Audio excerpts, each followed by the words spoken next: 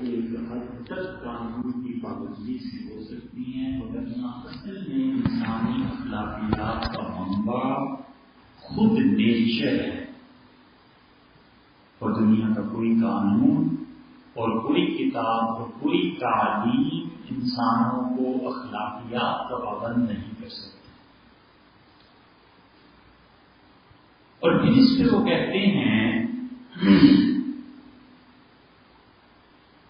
کہ ہم انسانی اخلاقیات کو ایک حد تک ادارے کی صورت میں ڈھال سکتے ہیں، اور اس کے بعد پھر انسانوں کی طرف لوٹنا ہے، اور اسی وجہ سے انسانی اخلاقیات کے لیے ایک حد تک قانون بنایا جا سکتا ہے، اس سے زیادہ نہیں۔ ایک آدمی ہے، بچہ ہے، اسے صاف رہنے کی عادت ہے، ماحول اس کی مدد کرتا ہے اور گھر کی انوائرمنٹس اس کی مدد کرتے ہیں کہ وہ بچہ صاف اور پاک رہے۔ یہ صفائی اور پاکیزگی اس کی فطرت میں اتنی رچ بس جائے گی کہ وہ گھنٹوں ضبط کر کے اپنے آپ کو روکے رکھے گا، اور گھر پہنچے گا تو اپنے واش روم میں جا کے پائے گا۔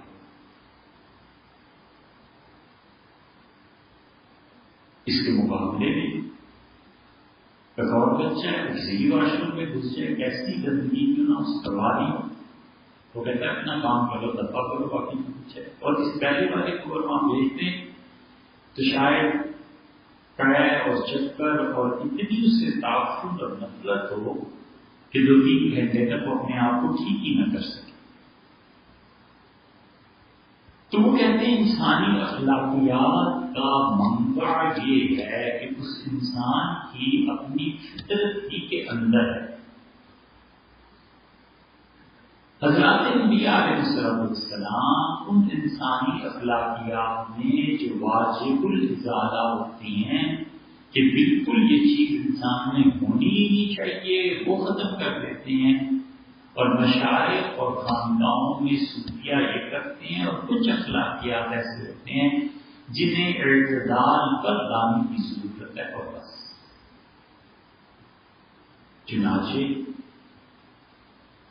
ہمارے فلاسفہ اس میں مثالیں دیتے ہیں، 2-3 مثالیں آپ کے سامنے رکھتے ہیں۔ وہ کہتے ہیں کہ ایک بچہ شروع سے بزدل ہے، اور دھماکہ ہوا اور یہ بھاگ کھڑا ہوا، اور ایک بچہ شروع سے بہادر ہے کہ دھماکہ ہوا تو اس نے غور سے دیکھنا شروع کیا کہ مسئلہ کیا ہے، یہ کیا چیز ہوئی ہے۔ اسے کوئی کہتا ہے کہ ہٹو بچو، کہتا ہے ایک منٹ صبر کرو، میں دیکھوں تو چیز کیا ہے، اور ایک ہے تھوڑا بھاگو، بالکل وہ فوراً دوڑنے لگتا ہے۔ وہ کہتے ہیں یہ جو اس میں بزدلی کی کیفیت پائی جاتی ہے، زندگی میں جب بھی مسائل اور مشکلات آئیں گے یہ اپنے حواس کو کھو دے گا، اور جو دوسرا بچہ کھڑا غور کر رہا ہے کہ آپ کا ہوا کیا ہے، مسئلے کا ہے، جس پہ مشکلات اور مسائل جب آئیں گے تو وہ اس کی تہ تک پہنچنے کی ٹھنڈے دماغ سے کوشش کرے گا کہ اصل میں مسئلہ شروع کہاں سے ہوا ہے، اس کو وہاں سے حل کرو۔ یہ ایک مثال ہے۔ ایسے ہی جب یہی آدمی، یہی بچے کسی بزرگ کے پاس جاتے ہیں خانقاہ میں تربیت کے لیے، تو پہلے بچے کو تعلیم دیتا ہے کہ مجھے بالکل ٹھیک، لیکن اپنے ہوش و حواس کو برقرار رکھ کے کام ہوتا ہے، تو ساتھ ساتھ دوسری چیز یہ سوچنی ہے کہ کہیں ایسے نہ ہو تم سمجھنے میں اتنی دیر کرتا ہو تو تم ہی مارے جاؤ۔ اور جو دوسرا بچہ ہے بزدل، اسے سمجھانا ہے کہ حوصلہ کرتے ہیں، مسائل اور پریشانیاں انسانی زندگی میں آ ہی کرتی ہیں، خاصہ انسانی زندگی کا اپنی طبیعت کو ایسے بناؤ کہ ہر چیز پہ فوراً فیصلہ نہیں لے لیا کرتے، اور اگر یہ عادت رہے گی تو مارکیٹ میں جاؤ گے، جیب میں پیسے ہوں گے، جو چیز پسند آئی فوراً خرید لی۔ تو کیا کہتے ہیں اس لیے بیٹے یہ عادت بنانی ہے کہ جو چیز بھی خریدنی ہے 3 دفعہ یہ سوچ لینا ہے کہ کیا اس کے بغیر گزارا ہو سکتا ہے. فوراً نہیں خریدنی. پھر دل کہتا ہے اس کے بغیر گزارا ہو سکتا ہے، تو پھر دل کو اپنے جی کو سمجھانا ہے کہ کیش اچھی چیز ہے، بینک میں پڑا رہے، اپنے پاس پڑا رہے، سب کام آ جاتا ہے پیسہ، اور یہ چیز بیکار میں گھر پڑی رہے گی. چند دن کی خوبصورتی ہے، مجھے اچھی لگ رہی ہے، خرید لی، تو اس کے بعد کرنا کیا ہے؟ اس چیز کا کوئی فائدہ تو ہے نہیں. اس کا علاج اس طرح ہے اور اس کا علاج اس طرح. یہ ایک مثال ہے. اس کی ایک اور مثال دیکھیے کہ حسد ہے، اور اس حسد کو کم کرنا ہے ایک بچے میں، تو چیک کرنا ہے کہ اس کے سامنے جب اس وصف کی تعریف کی جائے جو اس کا اپنا بھی وصف ہے، تو یہ اس سے کیا محسوس کرتا ہے؟ مثلا یہ بھاگتا ہے، بہت اچھا بھاگتا ہے، اور کہا جائے کہ بیٹے آپ اس محلے میں آپ 1 میل دوڑ میں آگے نکلے تھے، وہ بچہ ایسا 2 میل کی دوڑ میں نکل جاتا ہے، اور یہ اس کی برائیاں بیان کرنے لگے کہ نہیں ایسے ہے اور ایسے ہے اور ایسے ہے. اس کا مطلب کچھ نہ کچھ گڑبڑ ہے. تو اس بچے کو یہ سمجھانا ہے کہ بیٹے جس میدان میں مقابلہ کرنا ہے وہ بچہ تمہارے لیے ایک دوست ہے، ایک مثال ہے، اس کو دیکھ کے تم ترقی کر سکتے ہو تاکہ تم اس سے آگے نکل جاؤ. یہ تھوڑی ہے کہ اس کو برا کہنے لگو کہ وہ ایسے کرتا ہے، دھبلا ہو گیا، یہ ہو گیا، یہ ہو گیا. نمبر اس سے بھی ٹھیک نہیں ہوں گے محنت کر کے. آپ جو کہتے ہیں اس کے پیپر بدل کے، کوئی پیپر بدل نہیں کرتے. آپ بھی محنت کیجیے، وہاں تک پہنچیے. اور کسی میں حسد ہے ہی نہیں تو اس میں یہ جذبہ پیدا کرنے کی ضرورت ہے کہ دنیا میں جو فیلڈ آپ کو اچھا لگتا ہے اس فیلڈ میں آگے بڑھنا ہے. اور قرآن خود یہ کہتا ہے، اللہ تعالیٰ نے اپنے اچھے بندوں کا ذکر کیا اور کیا کیا اچھے کام کرتے ہیں. پھر فرمایا اپنی ذالی کا پھل یا تنافس المتنافسون، آگے بڑھنے والوں کو چاہیے کہ اس میدان میں آگے بڑھے، یہاں سبقت لے جاؤ، یہاں آگے چلو.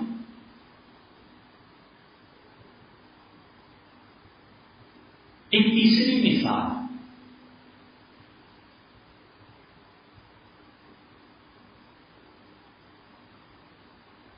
اور تیسری مثال یہ ہے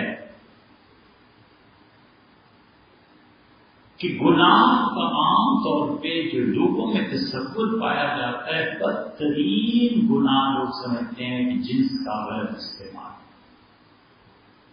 اب بھی کسی کے متعلق محلے میں مشہور ہو جائے کہ شخص کردار کا بد کردار ہے، کردار اچھا نہیں ہے، تو لوگ عیب کی نظر سے دیکھتے. ایران میں علماء کے پاس قم میں جانا ہوا تو قم میں شیعہ علماء بہت محنت سے پڑھاتے ہیں، یونیورسٹی ہے پوری، کئی مدارس. تو مدعا کی جب بحث ہوئی تو انہوں نے کہا آپ ہماری سوسائٹی میں چلے جائیے، اگر کسی کے متعلق پتہ چل جائے گلی محلے میں کہ یہ لڑکا مدعا کرتا ہے تو لوگ اسے اچھا نہیں سمجھتے. اب یہ سچ ہے یا جھوٹ ہے، لیکن علماء نے ایک شیٹ اپنے آپ کو بچانے کے لیے ہمیں بتائی کہ ہم اس کو سوسائٹی میں اچھا نہیں سمجھتے. تو کوئی دل میں آفر ہوگی نا تو اس اپنے آپ کو بچایا کرنا چاہتے ہیں. یہ نکاح کی ایک صورت ہے، اس میں کیا حرج ہے کہ کیوں ہم اس کو ڈیپینڈ کریں. لوگ سب سے بڑا گناہ اسے ہی سمجھتے ہیں. پتہ چل جائے بیٹے بیٹی میں یہ ہے تو قیامت برپا ہو جاتی ہے کہ اتنا بے حیا، اتنی اس کو گھر سے نکاح اور مار وغیرہ جو کچھ بھی ہوتا ہے. اور آپ دوسری طرف دیکھیں ان انبیاء علیہ السلام کی زندگی میں خدا کی جتنی نعمتیں دنیاوی طور پہ پائی جاتی ہیں سب میں قلت ہے، تکلیف ہے، ریڈکشن. کھانا حضور صلی اللہ علیہ وسلم کو کبھی ملا، حتیٰ کہ بھوک اور فاقے کی نوبت آ گئی اور خندق میں پیٹ پہ پتھر باندھنا پڑا کہ میرا پھیلے نہیں اور بھوک ستائے نہیں. تو میرا جب دبا رہے گا تو کھانے کی خواہش ہوگی تو صرف دن کم لیتے ہیں. سیدنا عمر رضی اللہ عنہ گئے ہیں, آپ اٹھ کے بیٹھ گئے تو اس کے مطلب بڑی طویل حدیث ہے, اس میں آتا ہے کہ میں نے کہا پہلا سوال یہ کیا کہ اللہ پر تم اپنے بیویوں کو طلاق دے دیا, اپنا نہیں تو میری جان میں جان آئی. اور میں نے غور کیا تو حضور صلی اللہ علیہ وسلم کے کمر پہ, شانوں پہ, جسے مبارک پہ گوشت تھا اور لیٹے ہوئے چکے بغیر کسی بستر کے تھے تو بان کی چارپائی کے نشانات پڑ گئے تھے. اب بھی ہوتا ہے. تو مجھے بڑا رونا آیا. میں اللہ کے رسول آپ دعا کریں, اللہ اتنے نہیں دیتے کہ ہم اچھا سا بستر بنا کے پیش کریں تو بڑے تعجب سے ہاتھ اٹھانا.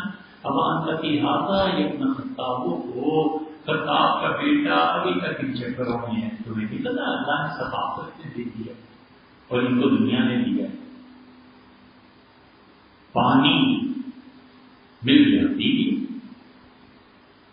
جتنی الغرض دنیا میں ہمارے نزدیک آرام سکون کی چیزیں ہیں ان سب میں انبیاء علیہ السلام پہ تقلیل ہے, ریڈکشن ہے, کم ہے.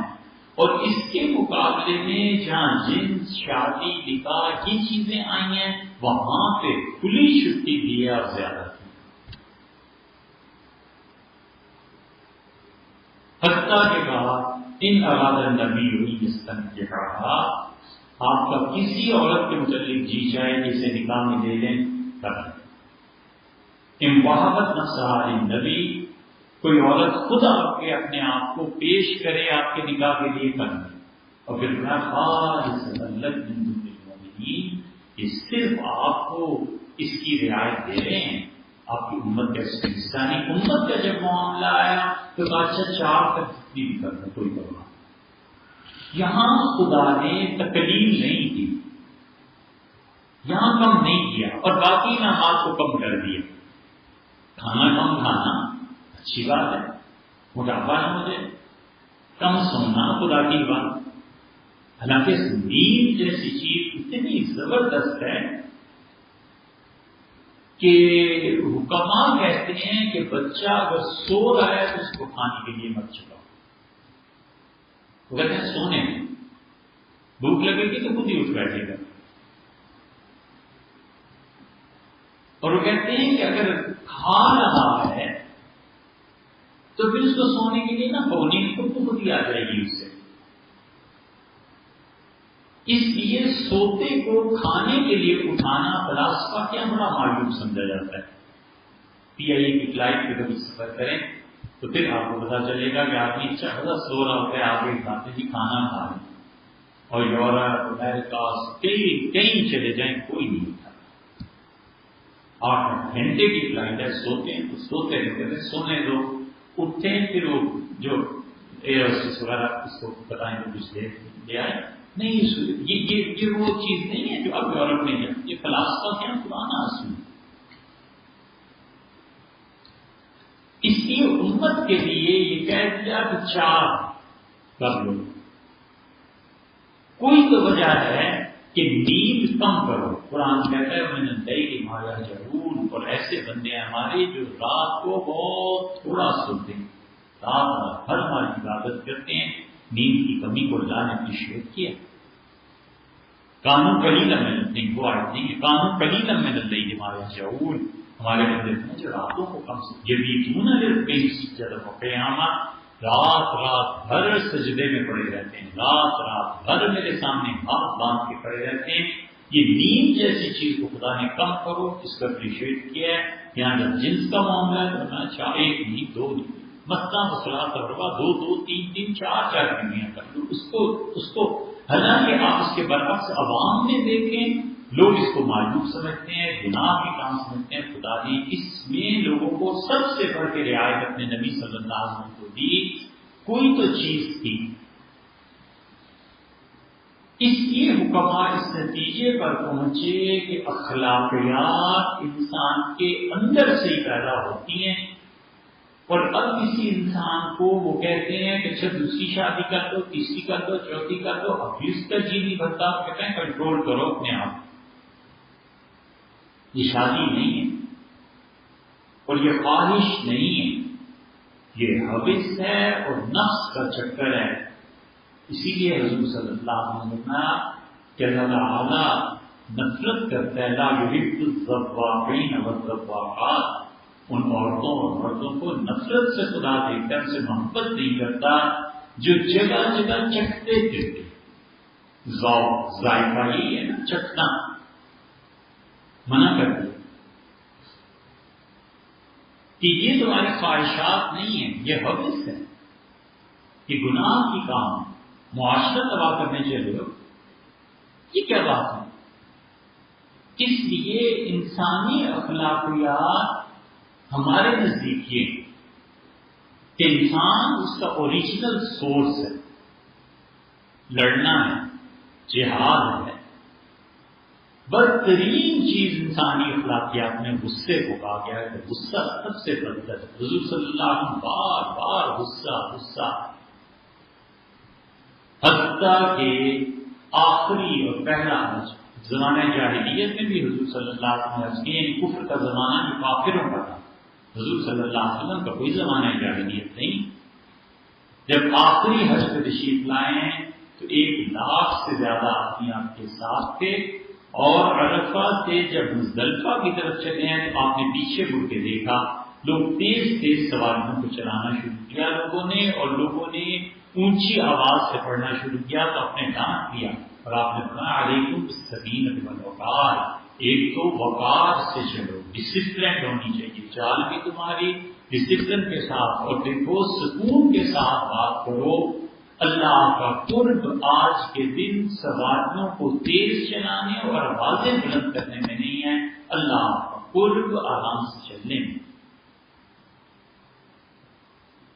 یہ انسانی اخلاقیات کہ کنٹرول کرو اپنے آپ،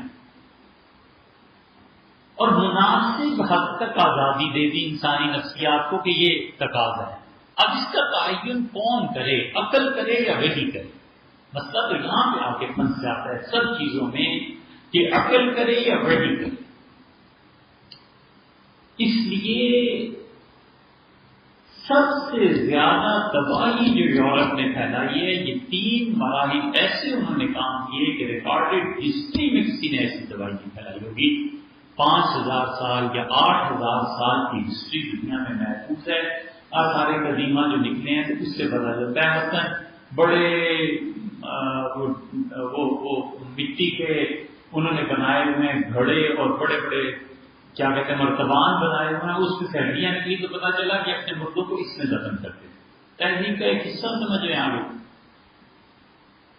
پوری 5 یا 8,000 سال کی تہذیب میں پوری دنیا میں کبھی بھی اتنی تباہی نہیں ہوئی جتنی تباہی یورپ نے پھیلائی ہے۔ 3 کام کیے،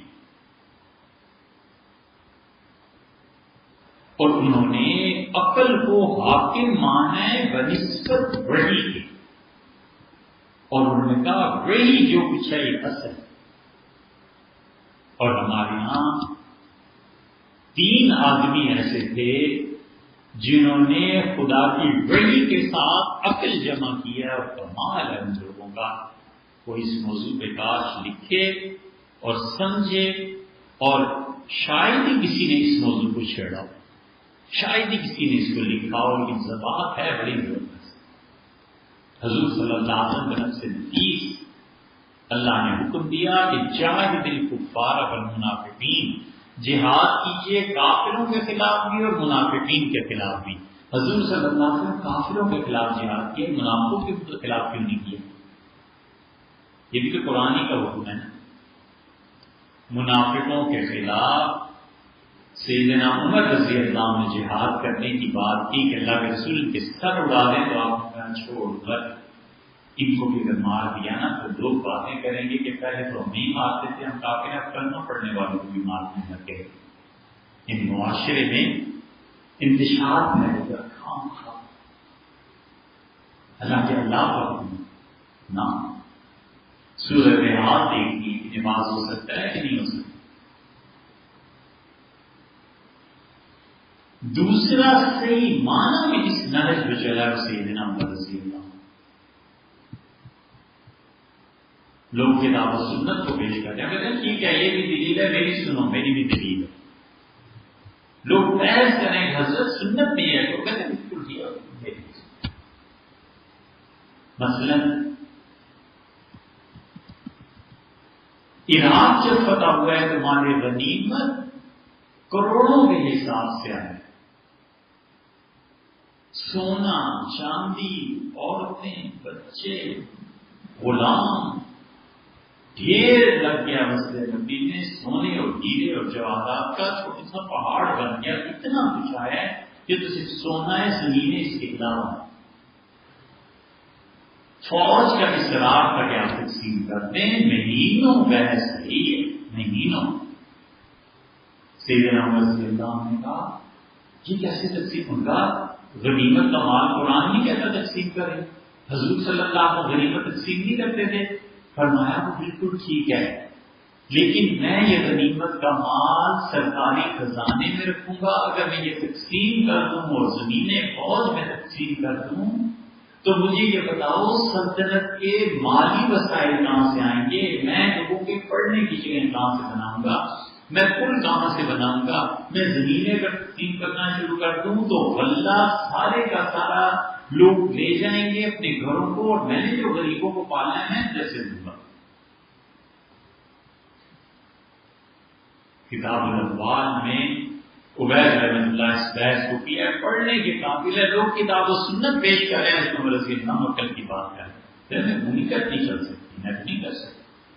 اگر فوج کو تقسیم کر جاتے تھے جناب رضی اللہ عنہ ہمیشہ کے لیے امت میں مثال بن جاتی کہ میرے قوم نے تقسیم کیا تھا. ساری مفتوحہ اراضی ساری فوج میں تقسیم ہو جاتی. اب بھی اس کی جتنی اسلام میں فتوحات ہوئی ہیں سب گورنمنٹ کے پاس چلی گئی ہیں. خون فوج کا بہا ہے، پیسہ گورنمنٹ کا لگا ہے، اور آخری کار زمینیں حکومت کے پاس ہوئی. اسی طرح مسئلہ تقسیم ہی نہیں کی، کچھ نہیں کیا. لوگ کہتے رہے قرآن حدیث قرآن سننا بھی چیز کا. نتیجہ اس کا یہ نکلا کہ اتنا سرمایہ جمع ہو گیا کہ ہوتے ہوتے 10 سال کے اندر اندر یہ صورتحال پیدا ہو گئی تھی کہ آخری سالوں میں 1-2 سال میں حضرت عمر رضی اللہ عنہ لوگوں کو بلاتے تھے اور سونا دیتے تھے، کہتے تھے لے جاؤ. اب لوگوں نے اختلاف کیا. لوگوں نے کہا بالکل یہ جو آپ اس طرح سونا دے رہے ہیں نا یہ لوگ گھروں میں بیٹھ جائیں گے اور لوگ مفت خورے ہو جائیں گے. یہ ہے حکمران کا پازیٹو سوچنا کا نہیں. میرا خیال ہے لوگ تجارت کرنے لگ جائیں. میرا خیال ہے لوگوں میں فطری اخلاق. فرمایا فطرتاً اللہ نے لوگوں کے دلوں میں مال کی محبت رکھی ہے نا. خرچ کرے گا تو ان کے مفہوم یہ تھا کہ خرچ کریں گے تو کم ہو جائے گا. پھر ڈر پیدا ہوگا نا کہ پیسہ تو لگ رہا ہے سارا. نتیجے کی تجارت کرے گا. ہوا وہی جو رضی اللہ کا لوگوں نے تجارت شروع کر. لوگوں نے کہا میرے لوگوں نے پیسہ بچائیں. فرمایا تو کتنا ایک بچاؤں؟ اتنا ہو گیا ہے کہ اب خزانے میں گنجائش ہی نہیں رہی. تقسیم کرو. یہ نتیجہ تھا اس غنیمت کو تقسیم نہ کرنے کا. اور پھر رہ گئے لوگ. عبد الرحمن ابن عوف سے بلال رضی اللہ عنہ ہوا کر میں فرمایا کہ میں رات نماز پڑھ رہا تھا میرے ذہن میں قرآن کی فلاں آیت آئی. دیکھو اس آیت سے یہ ثابت ہوتا ہے کہ تقسیم نہیں کرنا. تو عبد الرحمن ابن عوف رضی اللہ عنہ مان گئے اس کو، اور بلال رضی اللہ عنہ نہیں مانے. بڑے ناراض ہوئے. رضی اللہ عنہ نے کہا اللہ میری جان اس سے چھڑا دے. تو پھر عراق چلے گئے تو کہتے ہیں کہ ان کا انتقال ہوا تو المومنین کی بددعا لگی. بہرحال ایک طرف عقل کا استعمال کی ایک مثال. قرآن کہتا ہے چوری کرے تو ہاتھ کاٹ دو. اللہ کی حد ہے. حدود 4-5 ہی ہے نا، جن میں سے بدکاری کی، زنا کی، تہمت لگانے کی اور چوری کی، یہ 3 حدود خدا نے خود بیان کی ہیں. 4تھی حد شراب پینے کی یہ حدیث کے ساتھ، اور ڈاکہ چوری یہ ایک بات، اور 5ویں حد رجم وہ بھی حدیث کے ساتھ. یہ 5 حدود ہے بنیادی طور پہ. اور قرآن یہ کہتا ہے کہ چوری کرے اور ہاتھ کاٹ دو، جب قید پڑا ہے تو پھر لوگ رضی اللہ عنہ کہتے ہیں کوئی چوری کرے گا ہم ہاتھ نہیں کاٹیں گے، اس لیے کہ قید پڑ گیا ہے۔ خدا کی حد کو قرآن کو چھیڑنا کوئی آسان بات ہے؟ انہوں نے خدا کی حد کو حالات کے تابع کر دیا۔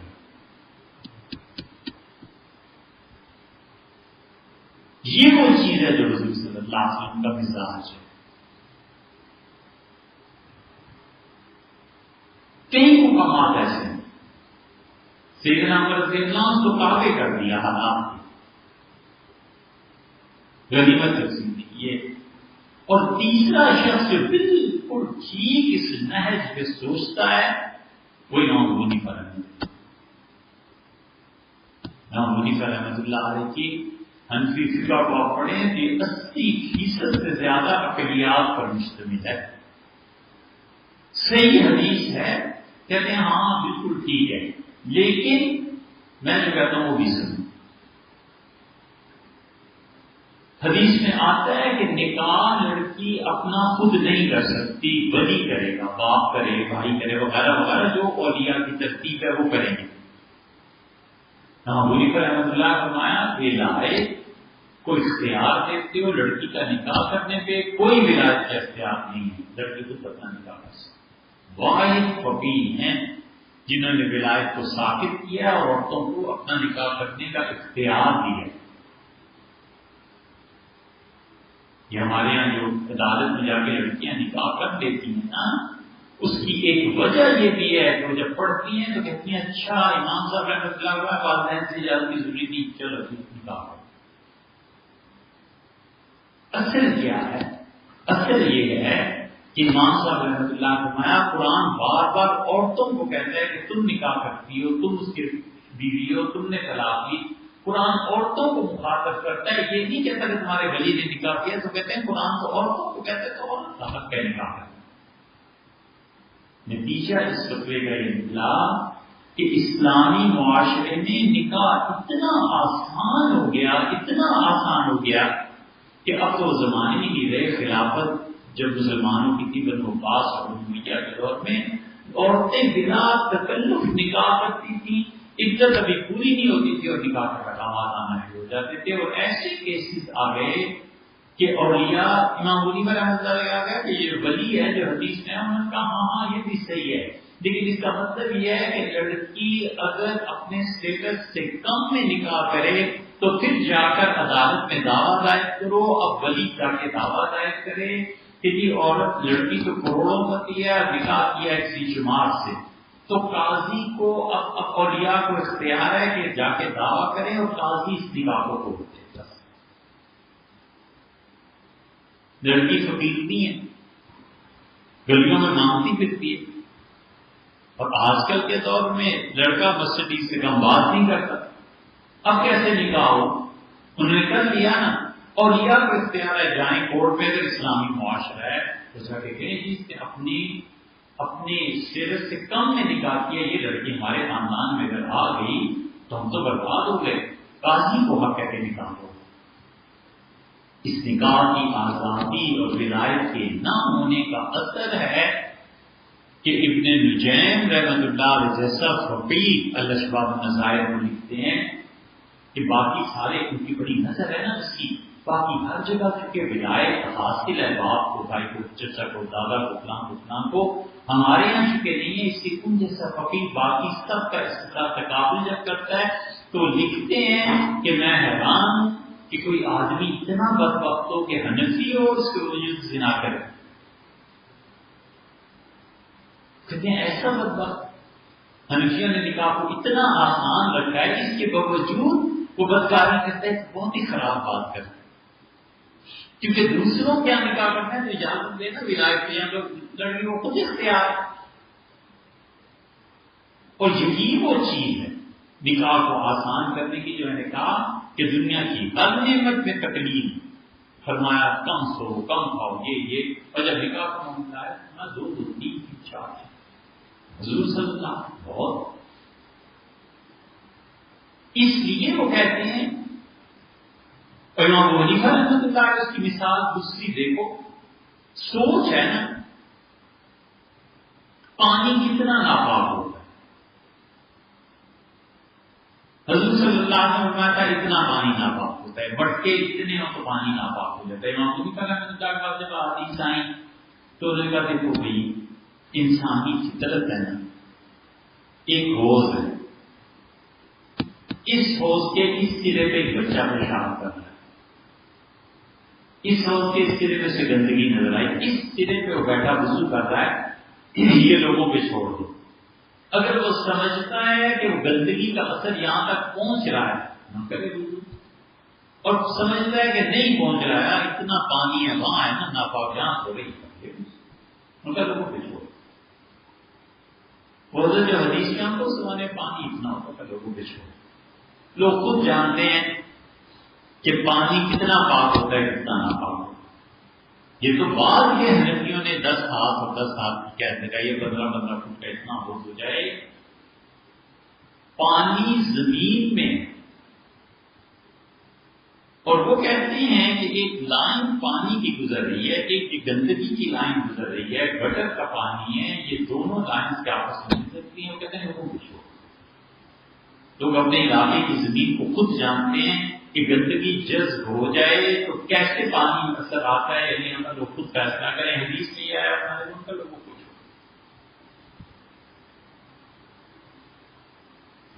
رحمۃ اللہ علیہ ٹھیک اس نقشے قدم پہ چلے جس پہ حضور صلی اللہ علیہ وسلم سیدنا عمر رضی اللہ عنہ دیوار کا آخری مثال اس کے لیے حدیث میں آ گیا کہ کوئی چیز اس وقت تک فروخت مت کرو جب تک قبضہ تمہارا کام نہ ہو جائے، قبضہ بھی ہو جائے اور پچھلا حساب بھی چک جائے۔ اب کر لو سودا۔ امام صاحب رحمۃ اللہ کی حدیث پہنچی، انہوں نے کہا اس زمانے میں ایسے ہی ہوتا تھا، ہمارے زمانے میں اگر فریقین راضی ہوں اور چیز پہ قبضہ نہ ہوا ہو تو بھی اجازت ہے فروخت کرنے۔ اب جتنے سلفی ہیں نا ان سے پوچھو کبھی، ایک آدمی کراچی میں بیٹھا ہے، افریقہ سے ایک آدمی فون کرتا ہے اور کہتا ہے کہ یار 1000 جوتے چاہیے۔ وہ کہتے ہیں کتنے میں؟ وہ لندن فون کرتا ہے اور کہتا ہے صاحب 1000 جوتے چاہیے اور $1 میں آپ بنا کے دوں۔ چائنا فون کرتا ہے، چائنا والے کہتے ہیں بالکل ٹھیک ہے ہم بنا دیتے ہیں۔ اسے کہتا ہے ایک جوتا میں آپ کو $1.5 میں دوں گا۔ وہ کہتے ہیں بالکل ٹھیک ہے۔ تو چائنا فون کرتا ہے کہتا ہے جی اتنے جوتے بنا کے آپ افریقہ بھیجتے ہیں، میں پیسے ادھر سے بھیج رہا ہوں، کراچی سے پیسے ادھر سے بھیجے، افریقہ سے انہوں نے پیسے ادھر بھیج دیے، تجارت ہوگی، اس سے جوتے کی شکل تک نہیں دیکھی، پیسہ کما لی۔ $1000 میں تو $1500 کما لیے، $500 کما لیا، 1000 سے خرچہ نکل گیا۔ یہ ہے حنفی فقہ۔ اور حضور صلی اللہ علیہ وسلم فرماتے ہیں قبضہ ہونا چاہیے۔ قبضے کا تو مطلب یہ ہوا کہ پہلے کراچی پورٹ پہ اترے، یہ اسے دیکھیے اپنے قبضے میں لے اور پھر اس کے بعد افریقہ بھجوائے، تو پھر تجارت بڑی مشکل ہمارے زمانے میں ممکن ہی نہیں۔ اس لیے یہ جو اجتہاد ہے اس میں جو عقل کی خود اور اپنے معاشرے سے واقفیت کی ضرورت ہے، یہ بنیادی چیزوں میں سے ہے۔ اگر نہ کوئی آدمی بنیادی طور پہ معاشرے کو جانتا ہی نہیں ہے تو کیا اجتہاد کرے؟ سیدنا عمر رضی اللہ عنہ کے دانت ہلنے لگے تو امیر المومنین رضی اللہ عنہ نے ایک سنار کو بلایا اور فرمایا میرے دانت باندھ دو، تو اس نے سونے کی تار بنا کے حضرت عمر رضی اللہ عنہ کے دانت جکڑ دیے، مضبوط کر دیے۔ بعد کے لوگوں نے یہ بحث کی تو جواب دینے والے نے جواب دیا، ان کا امیر المومنین رضی اللہ عنہ نے سونا پہنا نہیں ہے، مرد کے لیے پہننا حرام ہے، استعمال حرام نہیں ہوگی۔ ان کا دانت باندھے ہیں، کوئی سونا پہنا تھوڑا ہی۔ اب یہ بظاہر ذرا سا فرق ہے، لیکن آپ دیکھیں تو کتنی دقت نظر ہے کہ یہ کیا چیز ہے۔ حالت احرام میں جو بھی حج پہ جاتا ہے، ہوٹل میں کھانا کھاتا ہے بادشاہ کی طرف سے، تو اس میں اب الائچی پکی ہوئی آئی ہے، یہ چیزیں ہیں۔ تو مفتی صاحب یہ کہتے ہیں کہ یہ حرام ہے، بالکل نہیں کھانی۔ میں نے کہا حضرت خوشبو کا لگانا حرام ہے حالت احرام میں. اس الائچی کی خوشبو مر گئی، ختم ہو گئی، پتہ ہی نہیں کہیں آ رہی ہے، وہ ابلی ہے، پکی ہے، گل گئی ہے، سرے سے خوشبو ہے ہی نہیں. اب اس کا کھانا کیوں حرام ہے؟ خوشبو کا لگانا حرام ہے، یہ کھانا بھی حرام. سوچتے رہے وہ بھی، ہم بھی سوچتے رہے. ہم یہ سوچتے رہے کہ کس طرح کوئی ان حالات کے مطابق بات کرے، سوچے کہ جو میں فتویٰ دے رہا ہوں اس میرے فتوے سے عوام کو کیا فائدہ ہے اور نقصان ہے. یہ چیز اور وہ سوچتے رہے کہ کس طرح یہاں بھی چپڑنا چاہیے، لوگ الائچی بھی پکی ہوئی نہ کھائیں. پھر تو ہر کھانے میں خوشبو ہے، تو ہر کھانا آپ روک دیں، کیک بھی نہ کھائے، پیسٹری بھی نہ کھائے. حضور صلی اللہ علیہ وسلم نے فرمایا، اب لوگوں کو ایک حدیث کہ اجوا کی پتہ ہے نا، اور یہ پتہ ہے کہ حضور صلی اللہ علیہ وسلم عود کا عطر استعمال کرتے تھے، تو یہ بہت باقی حدیثوں کو دیکھو تو حضور صلی اللہ علیہ وسلم ان اطیب الطیب، سب سے اچھی خوشبو، شاندار. فرمایا یہ مشک ہے، یہ جو بلیک مشک ہے نا، اس کی خوشبو کو فرمایا سب سے اچھی. لیکن طبیعت کو پسند تھی اود استعمال کرواتے. ایک آدمی سے کسی سے پوچھا کرنا سے کہ سب سے اچھا کھانا گوشت آپ کیوں نہیں کھاتے؟ کہتا یار مجھے دال بڑی اچھی لگتی ہے، چنے کی دال، ماش کی دال. بس ٹھیک ہے، ایک وہ چیز ہے، یہ چیز ہے. طبیعت مبارکہ کو اود پسند تھا، لیکن جب خوشبو کی بات آئی تو ہم نے سنا کہ گوشت کہنا کمال کی چیز. گوشت خود کھاتے تھے. بس پہ عائشہ رضی اللہ عنہا کہتی ہیں کہ حضور صلی اللہ علیہ وسلم دستی کا گوشت پسند کرتے ہیں، کیونکہ نرم ہوتا ہے نا اور دانتوں میں پھنستا نہیں. اور پوچھا گیا اللہ کے رسول کون سا گوشت سب سے اچھا ہوتا ہے؟ تو آپ نے فرمایا جانور کی جو کمر ہوتی ہے نا، سب سے اچھا گوشت یہ ہوتا ہے، سب سے اچھا گوشت یہ ہوتا ہے. پسند اپنی اور ہے، وہ الگ بات ہے. تعریف کی تو کسی اور چیز کی کہ فرمایا یہ گوشت بڑا اچھا ہوتا ہے. اس لیے اجتہاد اور لوگوں کے مسائل کو جاننا اور انسانی اخلاقیات کا اصل منبع وہ کیا ہے، یہ ساری چیزیں دیکھنے پڑتی ہیں. یہ تینوں حضرت رسالت پناہ صلی اللہ علیہ وسلم خود اپنے درجے میں اور سیدنا عمر رضی اللہ عنہ اور علی رحمۃ اللہ علیہ، یہ تینوں کا مزاج حضور صلی اللہ علیہ وسلم بہت سے بات اور تعریف آتے ہیں. نبوت ہے، باپ کا کردار ہے، کیا کیا ہے، لیکن اس میں سے ایک چیز قانونی نقطۂ نگاہ سے یہ تینوں مزاج ایک کہ زیادہ سے زیادہ سہولت، لوگوں کو آزادی دو. اور قرآن کہتا ہے وَيَضَعُ عَنْهُمْ إِصْرَهُمْ، اور میرے نبی صلی اللہ علیہ وسلم جو ایسے ہیں، غالباً قرآن میں اس سے زبردست آیت سیرت کے بارے میں ہے ہی نہیں. میں یضع عنہم، اور ہمارا نبی علیہ السلام تو ایسا ہے کہ لوگوں کی بیڑیوں کو کاٹتا ہے، جس پہ پرانے مذاہب نے انسانیت کو جکڑ دیا تھا. وَاللَّهِ عَلَيْهِمْ، اور جو ان کے گلوں میں توق پڑے ہوئے ہیں لوگوں کے، ان توقوں کو کھول کے دور کرتا ہے انسانوں کو آزاد کرتا. اس کے مقابلے میں جس چیز نے برباد کیا، شاہ صاحب رحمۃ اللہ علیہ آگے بات کرتے ہیں، اس کی تمہید ہے یہ. 3 چیزیں یورپ نے ایسی کی ہیں جو ریکارڈڈ ہسٹری میں کسی نے ظلم نہیں کیا.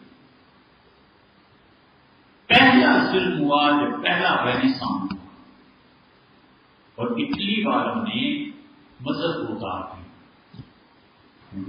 کرو اس مذہب کو کیا کرنا ہے.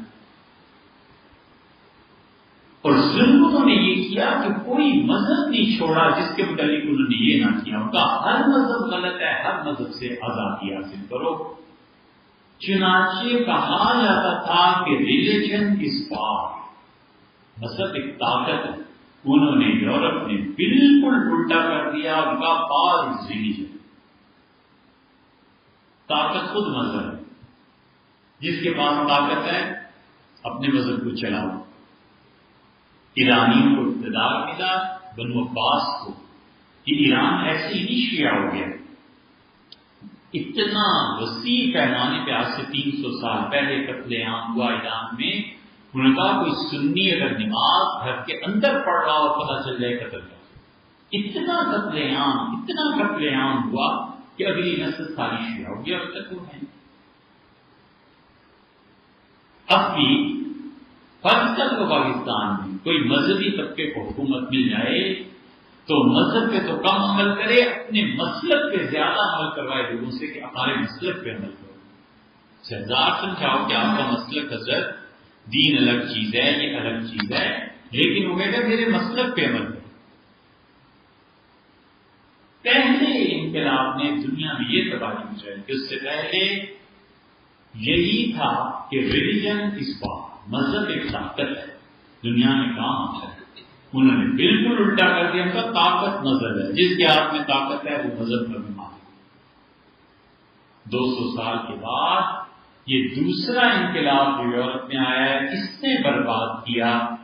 اور اس وقت تک یہ کہا جاتا تھا کہ نالج اس بار، علم طاقت ہے. انہوں نے بالکل الٹا کر دیا اور انہوں نے کہا طاقت علم. طاقت تمہارے پاس ہے، جاری رکھو، پڑھاؤ، جو مرضی پڑھاؤ، طاقت ہے تو سب سے. ہاں یہ اس کی مثال ہمیں سیاست سے کوئی بحث نہیں ہے. یہی نظریہ تھا نا 10 12 15 سال پہلے کہ عراق کیمیائی ہتھیار بنا رہا ہے اور عراق تباہ کر دے گا. انہوں نے کہا اچھا جی آپ ایسے کر لیں، اپنی ٹیم بھیج دیں. وہ ٹیم چلی گئی، قوم متحدہ نے بھیجی، امریکہ نے فلاں. خلاصہ یہ کہ انہوں نے آ کے رپورٹ یہی لکھی نا کہ ایسی کوئی چیز نہیں پائی گئی. اب ایسی کوئی چیز نہیں پائی گئی، ان کو کیوں نہیں جینے دیتے؟ کیا طاقت ہماری ہے. تم نے پانی نہیں پیا، تمہارا باپ پی رہا. بیٹی نے کہا جھوٹا پانی مجھے پلاتے ہو، مجھے وضو میں تو نیچے اتر کہتے تمہارا باپ پی رہا میں ٹھہرو. یہی ہے نا طاقت. اور تیسری تباہی یہ کی کہ انہوں نے معاش کے سارے ذرائع کو، معاش کو کاٹ کے تعلیم برائے معاش کر دی، تعلیم برائے انسانیت. حالانکہ مسلمان ہی نہیں، مشرق کا خاصہ یہ تھا کہ کیا ہندو ہو، کیا بدھسٹ ہو، کیا مسلمان، پورے مشرق میں کبھی بھی تعلیم پہ اجرت کوئی نہیں دیتا تھا. بہت بڑا سمجھتے ہندو برہمن سادھوؤں کو مدتوں رکھتے تھے، بھیک منگواتے تھے، لیکن تعلیم پہ اپنے شاگردوں سے پیسہ لینا بالکل بڑا پاپ، مہا پاپ کہتے تھے، گناہ کہتے تھے. خود اسلام میں بھی تو یہی تھا. پہلے تو ہم نے کچھ ہیلے بہانے کر کے اپنی ساری چیزیں جائز قرار دی ہیں، مگر اصل میں تو رسول اللہ صلی اللہ علیہ وسلم کا مزاج کیا تھا. ایک صحابی رضی اللہ عنہ کے پاس کمان دیکھی، تیر چلانے والی، بڑی اچھی تھی. فرمایا کہاں سے لی؟ عرض کیا اللہ کے رسول میں نے فلاں کو قرآن پڑھایا تھا، اس بچے نے تحفے میں دی ہے. تو ناراض ہوئے. اللہ کے رسول رکھ لوں کہ واپس دے دوں؟ آپ کرنا ہے جہنم کی آ گیا تمہاری وجہ سے. منع کرنا ہے کہ تعلیم پہ نہیں. اسی لیے امام ابو حنیفہ رحمۃ اللہ علیہ نے کہا کہ تعلیم پر پیسے لینا حرام ہے. امام ابو یوسف رحمۃ اللہ عنہ کہ حضرت تعلیم پہ پیسے لینا حرام ہے تو یہ چلے گا کیسے معاملہ؟ انہوں نے کہا میں تمہیں اس لیے بتاتا ہوں کہ معاش کی کوئی اور ذرائع رکھو، تعلیم برائے انسانیت ہے. اگر تم تعلیم پہ اجرت کو جائز قرار دو گے، کیا جملہ بنا. خدا کی قسم قاری اور مولوی اور علماء سب سے پہلے خدا کے دین کو بیچ کر پیسہ لیں گے، کیونکہ ان کے پاس بیچنے کے لیے کچھ ہوگا نہیں.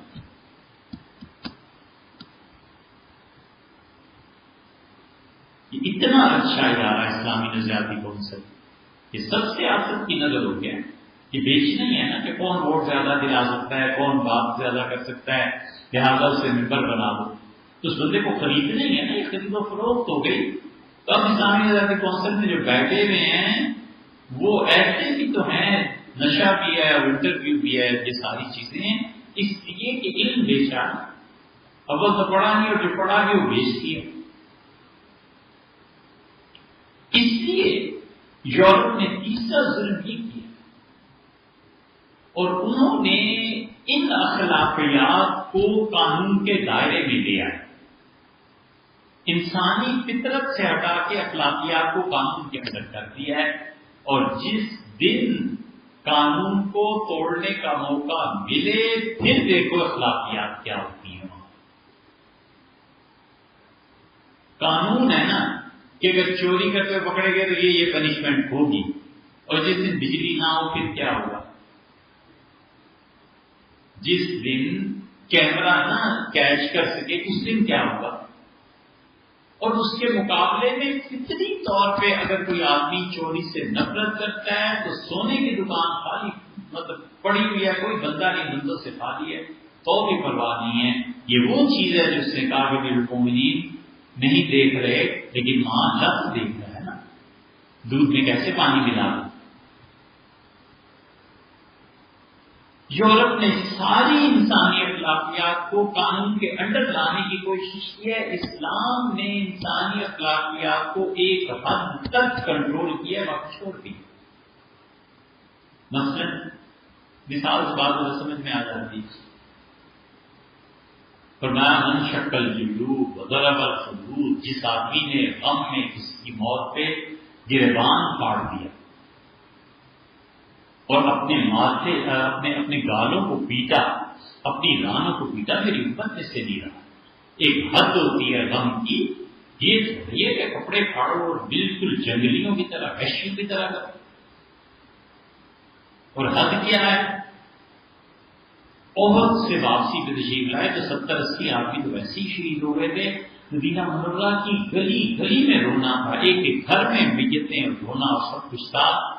تو گزرتے چلے گئے چپ کر کے، جب اپنے گھر پہنچے تو آپ نے فرمایا لوگ رو رہے ہیں اور لوگ بیان کر رہے ہیں اماں حمزہ کا لاپرواہ کیا لا، اور میرے حمزہ کو کوئی نہیں روتا۔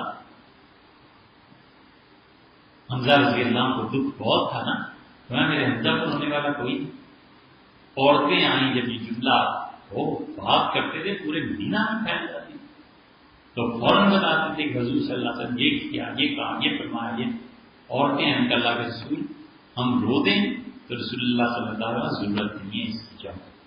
اس جواب میں بڑی حکمت ہے کہ ایک ہے تکلف سے رونا اور آ کے بیان کرنا، اور ایک ہے فطرتاً رونا۔ تو فطری طور پہ تو عورتیں نہیں نہ روئی حمزہ میں، تو میں تکلفاً بلاؤں اور دعوت دوں کہ رو، اس کی کوئی ضرورت نہیں۔ ارے اس کی اسلام نے انسانی اخلاقیات کو ایک حد تک کنٹرول کیا، اس کے بعد چھوڑ دیا۔ انسانوں کا اپنا اپنا مزاج ہے، اس مزاج کو آزادی ملنی چاہیے۔ یورپ نے پوری قوم کی اخلاقیات کو قانون کے تابع کر دیا ہے، حالانکہ اخلاقیات قانون سے نہیں بنتے، کیونکہ قانون توڑا جا سکتا ہے، قانون ٹوٹا اور اخلاق برباد ہو گئے۔ اور فطرت کے مطابق جب آپ نے چھوڑ دیا ایک حد تک تو وہ قانون ہے یا نہیں ہے وہ کہیں نہیں جانا۔ چنانچہ کتنے ہی اب تک آپ دیکھیں کتنے ہی فطرتاً اتنے ٹھیک لوگ ہوتے ہیں، اتنے اچھی طبیعت کے ہوتے ہیں کہ کوئی دنیا میں پوچھنے والا نہیں ہے، اسے کوئی دیکھنے والا نہیں ہے۔ یورپ امریکہ 20-20 سال زندگی کو گزار لیے، ایک خطرہ جو شراب کا چکھا ہو کہتے نہیں ہے، میں چاہتے ہی گناہ کرنے سے کوئی چیز رکاوٹ نہیں، اس کے وجود گناہ نہیں کرتا، کہتے ہیں میری طبیعت میں نہیں، مجھے نہیں اچھی لگتی یہ چیز۔ یہ فطرت ہے انسان کی جو کام کرتی، اس لیے اخلاقیات قانون سے نہیں بنا کرتے۔ اور یورپ نے پھر جو تباہی پھیری ہے، انہوں نے اخلاقیات کی اجتماعی ذمہ داری خود اٹھا لی، حکومت نے پبلک کو چھوڑ دی۔ جتنے اجتماعی کام تھے، جتنے انفرادی کام تھے فرد کو کرنے چاہیے تھے، گورنمنٹ نے اجتماعی طور پہ اپنے ذمہ دی۔ جتنے انفرادی کام تھے، مثلا اسلام نے کہا اپنے ماں باپ کی خدمت کرو، اس سے تمہیں یہ ملے گا، یہ ملے گا، یہ ملے گا، اور دعا مانگا کرو، رب ارحمہما ربیانی، اللہ جیسے ہم بچپن میں تھے نا، والدین نے پایا ہے، پروردگار میرے ماں باپ ان پہ ایسے ہی رحم کرنا جیسے انہوں نے مجھے پالا تھا۔ یہ فرد کی ذمہ داری تھی۔ یورپ نے کہا کوئی ضرورت نہیں ہے ماں باپ کو پالنے کی، اولڈ ہاؤسز کھلے ہوئے ہیں، تم ماں باپ کو یہاں جمع کراؤ، ہفتے بعد آ کے مل لو، سال کے بعد آ کے مل لو، روز مل لو، لیکن یہ ذمہ داری ہم اٹھا لیتے۔